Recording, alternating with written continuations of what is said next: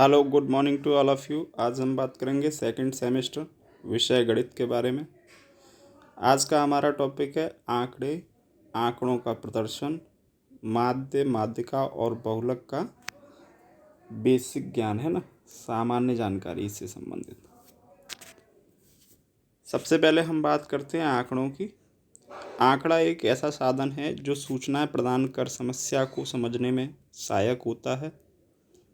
अतः आंकड़ों के संग्रह का उद्देश्य किसी समस्या के स्पष्ट एवं ठोस समाधान के लिए साक्ष्यों को जुटाना है।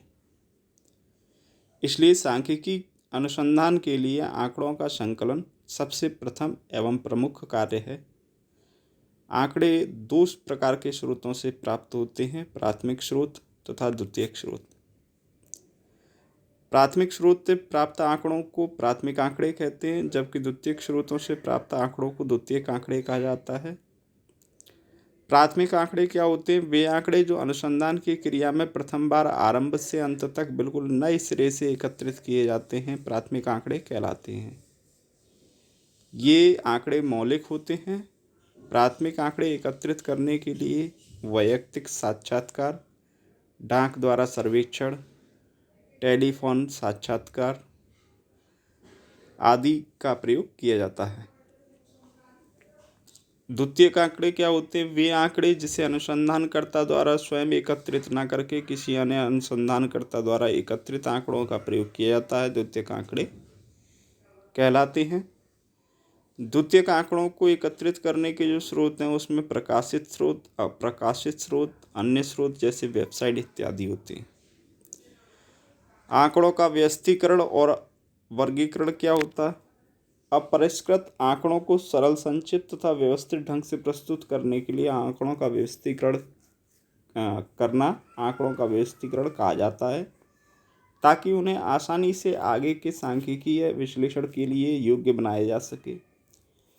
एकत्रित आंकड़ों को उनकी समानता असमानताओं के आधार पर विभिन्न वर्गों में विभाजित करना वर्गीकरण कहलाता है। वर्गीकरण के विभिन्न आधार हैं: स्पष्टता, व्यापकता, सजातीयता, अनुकूलनता, लोचदार, स्थिरता आदि। वर्गीकरण के जो आधार होते हैं उसमें कालानुक्रमिक वर्गीकरण जो है, जिसमें वर्ष, तिमाही, छमाही, मासिक आदि भागों में आंकड़ों को बांटा जाता है।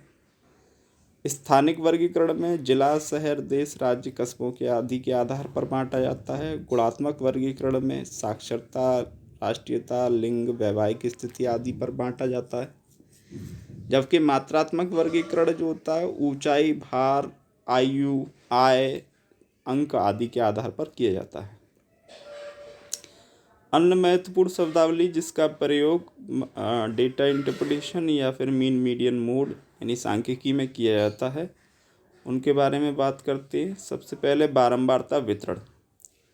यह अपरिष्कृत आंकड़ों को एक मात्रात्मक चर में वर्गीकृत करने का सामान्य तरीका है। यह दर्शाता है कि किसी चर के विभिन्न मान विभिन्न वर्गों में अपने अनुरूप वर्गों में बारंबारताओं के साथ कैसे वितरित किए गए हैं। वर्ग क्या होता है? निश्चित सीमाओं के विस्तार को जिसमें सभी मदें यानी सभी पद शामिल हों वर्ग कहते हैं, जैसे 0 से 10, 10 से 20, 20 से 30 आदि। वर्ग सीमाएं क्या होती हैं? प्रत्येक वर्ग की दो सीमाएं होती हैं। निम्न सीमा नीचे वाले संख्या को निम्न सीमा तथा ऊपरी संख्या को उच्च सीमा कहा जाता है। उदाहरण के लिए जैसे आपको ये 0 से 10, 10 से 20, 20 से 30 वर्ग बताए गए, इसमें 0 निम्न सीमा हो गई, 10 उच्च सीमा हो गई। ऐसे 10 से 20 में 10 निम्न सीमा हो गई, 20 उच्च सीमा हो गई। ऐसे ही 20 से 30 में 20 निम्न सीमा हो गई, 30 उच्च सीमा हो गई। वर्गांतर वर्ग की ऊपरी सीमा तथा निम्न सीमा के अंतर को वर्गांतर कहते हैं। उदाहरण के लिए 10 से 20 वर्गांतर वर्ग का जो अंतर है वो 10 है। वर्ग आवृत्ति किसी वर्ग में शामिल सभी मदों की संख्या को उस वर्ग की आवृत्ति या बारंबारता कहते हैं। इसे एफ से प्रदर्शित करते हैं। मध्य मूल किसी वर्ग के वर्गांतर का मध्य बिंदु ही मध्य मूल कहलाता है। इसे वर्ग की ऊपरी और निम्न सीमा के योग को 2 से भाग देकर प्राप्त किया जाता है। इसे वर्ग चिन्ह भी कहते हैं या फिर मध्य बिंदु भी कहते हैं। ठीक है। वर्ग विधि इसके जो वर्ग बनाने के तरीके होते हैं उसमें अपवर्जी विधि, समावेशी श्रृंखला वगैरह भी आती हैं ये सभी चीज़ें। अपवर्जी विधि क्या होती है? इसमें उच्च सीमा जो होती है अगले वर्ग की निम्न सीमा के रूप में कार्य करती है। समावेशी श्रृंखला में उच्च सीमा जो होती है अगले वर्ग की निम्न सीमा के रूप में प्रयोग नहीं की जाती है। जैसे आपको एग्जाम्पल लिखा हुआ है अपवर्जी विधि में 0 से 10, 10 से 20, तो 10 दोनों में कॉमन हो गया है, पहले वाले वर्ग का उच्च सीमा है, दूसरे की निम्न सीमा बन गई। समावेशी श्रृंखला में 0 से 9, तो 9 जो है यहाँ फिनिश हुआ, 10 से शुरू हुआ दूसरा वर्ग, 10 से 19, जिसका मतलब है कि 9 और 10 अलग अलग हो गए, तो ये समावेशी श्रृंखला का है। श्रृंखला जो है वो अलग अलग तरीके से लिखी हो सकती हैं। व्यक्तिगत श्रृंखला, इसमें इंडिविजुअल अलग अलग नंबर्स लिखे होंगे सभी के। खंडित या विविक्त श्रृंखला जो होगी, ये आंकड़े जो हैं एक दूसरे से अलग होंगे। सतत में, कंटिन्यूस में क्या होगा कि उच्च सीमा निम्न सीमा के साथ मैच करेगी, ठीक है, खंडित वाले में मैच नहीं करेगी। अब बात आती है टैली चिन्ह लगाना सीखना। तो इसके लिए एक सिंपल एग्जाम्पल की सहायता से हम टैली चिन्ह लगाना सीखेंगे। एक प्रश्न लिखा हुआ है, Esma collected the data for size of shoes of student of her class, the different sizes of shoes are as below. यहाँ पर जूतों का आकार दे रखा है एक क्लास के विभिन्न छात्रों का। इस क्लास में लगभग 30 छात्र दे रखे हैं जिनके डेटा दिया गया है कि किस आकार के वो जूते पहनते हैं या प्रयोग किए जाएंगे। 5, 4, 7, 5 इस तरीके से आपको ये सभी दे रखा है, जिसमें मिनिमम जो है वो 4 नंबर का जूता है, फिर 5, 6, 7 और मैक्सिमम है 8 नंबर का, ठीक है। तो आपने क्या किया, ये साइज ऑफ शूज़ जो है वो एक साइड में कॉलम बना लिया, उसमें लिख लिया 4, 5, 6, 7, 8। अब बात आती है 4 नंबर के जूते कितने छात्र पहनते हैं, वो आप इसमें से काउंट करेंगे। तो एक मैं आपको काउंट करके बताता हूँ। 4 नंबर का जूता 1, 2, 3, 4 और एक 5। 5 छात्र पहनते हैं। तो सबसे पहले फ्रिक्वेंसी आपने राइट की 5। इसका टैली मार्क आपको बताया है मैंने, 4 ये पोल खड़े करेंगे डंडे, 4 रेखाएं बनाएंगे और 5वीं रेखा इनको क्रॉस करेगी, ठीक है। इस तरीके से आपने बना लिया। नेक्स्ट, ऐसे ही आप 5 वाले जूते नंबर का देख सकते हैं, 6 का, 7 का, 8 का, जो जितनी बार आया उतने आप यहाँ पे फ्रीक्वेंसी लिखेंगे और उतने ही टैली मार्क लगाएंगे। टैली मार्क में 4 के बाद ध्यान रखना है 5वां जो है वो लाइन थोड़ी तिरछी है, और फिर 6वां, 7वां, 8वां, 9वां, यानी फिर 4 लाइनें फिर सीधी खड़ी है, और फिर यानी 10वीं लाइन जो हो जाएगी है ना नेक्स्ट, वो फिर से दोबारा से तिरछी आएगी। इस तरीके से आपको ये टैली मार्क लगाने होते हैं, ठीक है। ये आपको एक और एग्जाम्पल दे रखा है, इसमें कक्षा 6 के 40 छात्रों का मैथमेटिक्स का एक टेस्ट हुआ है। उसमें जो उन्होंने प्राप्तांक आए हैं उनका विवरण दिया गया है। ये विवरण जो है वो 100 अंकों की परीक्षा का है, जिसमें छात्रों ने मिनिमम 7 नंबर और मैक्सिमम 94 नंबर प्राप्त किए। अब आपने क्या करना है, चूँकि ये सैम्पल साइज जब बड़ा हो जाता है तो देखो इन दोनों क्वेश्चंस में डिफरेंस समझिएगा। यहाँ क्या था कि कुल हमारे पास 4-5 जूते के आकार थे, ठीक है। तो ज़्यादा वैल्यूज़ जो थी वो वेरी नहीं कर रही थी, इसलिए क्या था उतने ही लिमिटेड वैल्यूज़ में हमें 4-5 जूतों का लिखना था, तो हमने उसके सामने डेटा उसका फ्रिक्वेंसी बना ली। लेकिन इस क्वेश्चन में वैल्यूज़ जो हैं वो बहुत वेरी कर रही हैं, बहुत अलग अलग हैं। हम ये नहीं कर सकते कि 7 लिख लें, फिर 8 लिख लें, फिर 9 लिख लें, और फिर इस अलग तरीके से।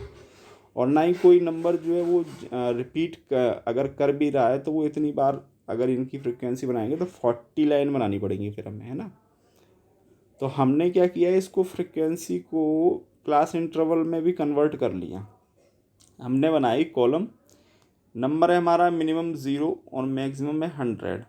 तो 100 का इन्होंने कंटिन्यूसली न मान के, चाहे तो हम अगर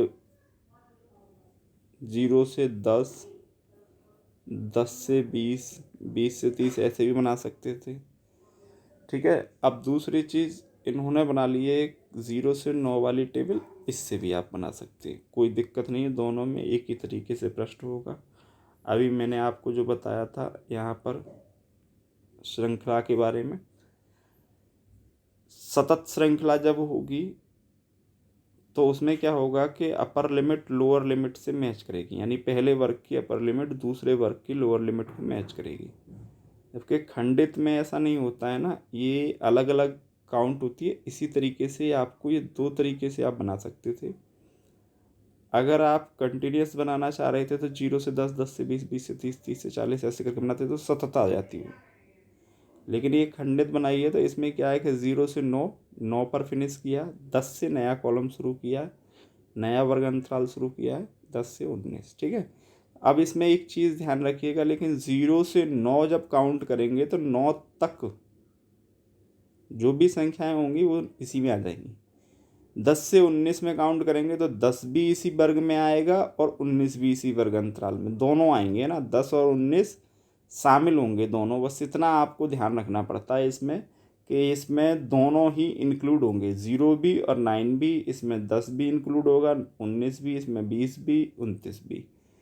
जब हम 0 से 10, 10 से 20 ये कंटिन्यूस वे में बनाते हैं तो इसमें एक चीज़ डिफरेंट है।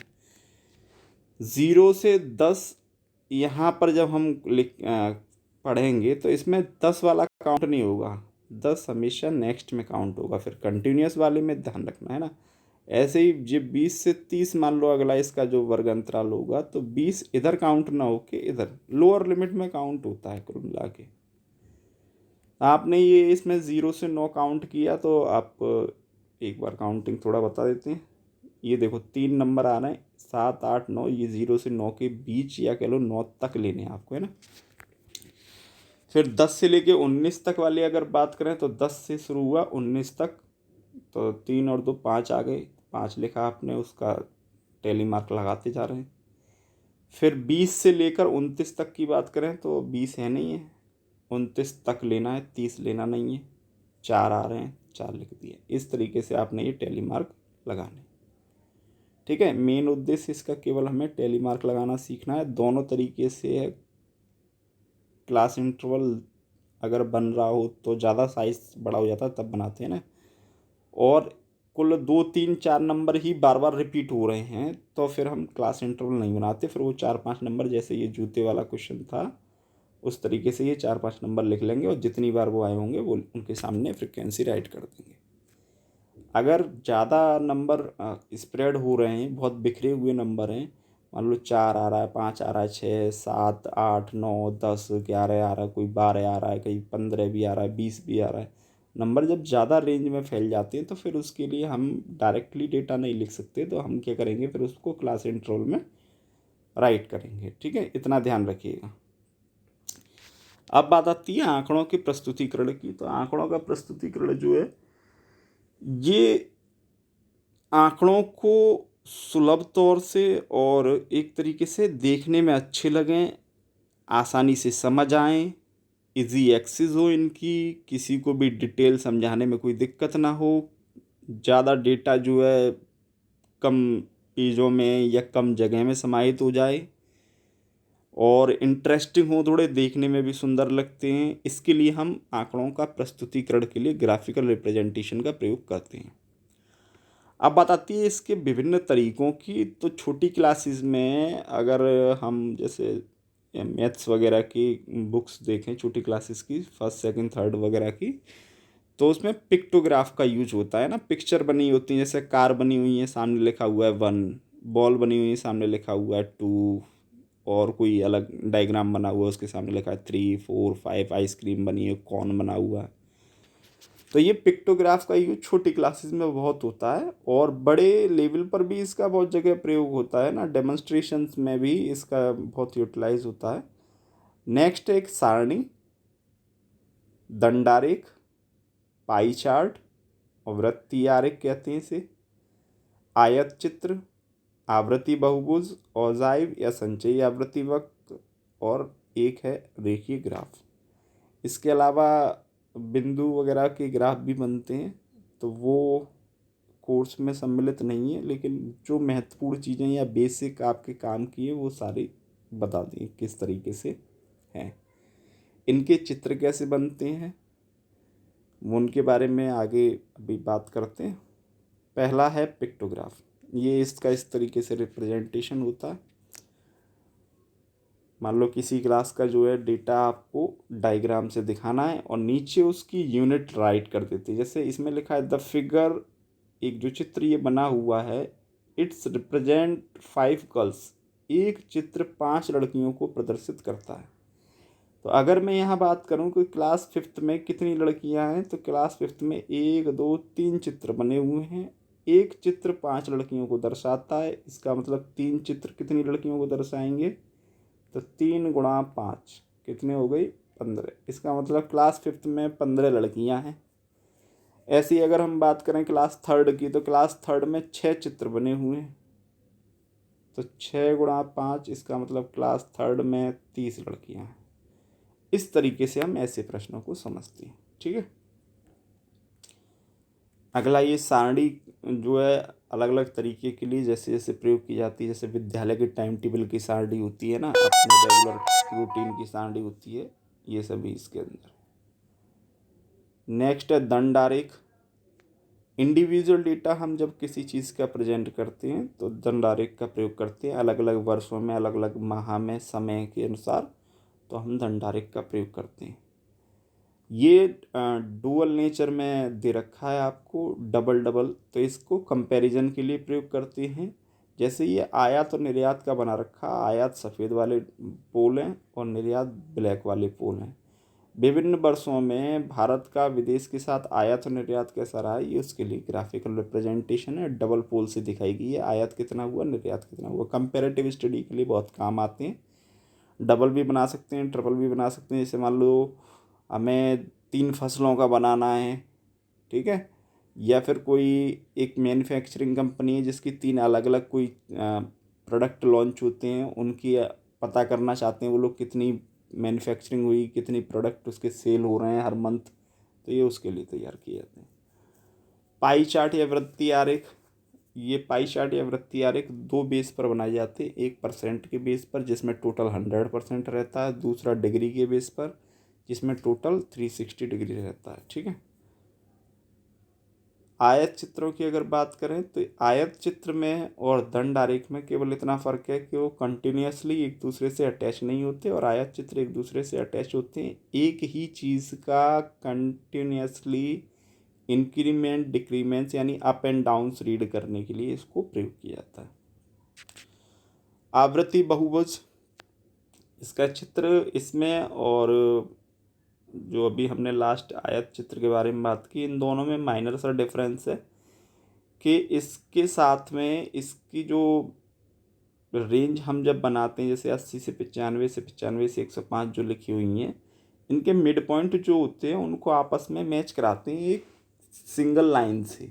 स्केल से ये लाइन ड्रॉ की जाएगी और जहाँ पर इसके शुरुआत यानी इंस और एंड्स पॉइंट हैं, यानी ये पहला, एक सेकेंड, ये पहला पॉइंट है, ये लास्ट पॉइंट है। इसके पहले और आखिरी पॉइंट से एक पहले और एक बाद में ये एक्स्ट्रा अपनी तरफ से और बनाते हैं इसमें, ये आवृत्ति बहुभुज कहलाता है ये चित्र। ठीक है।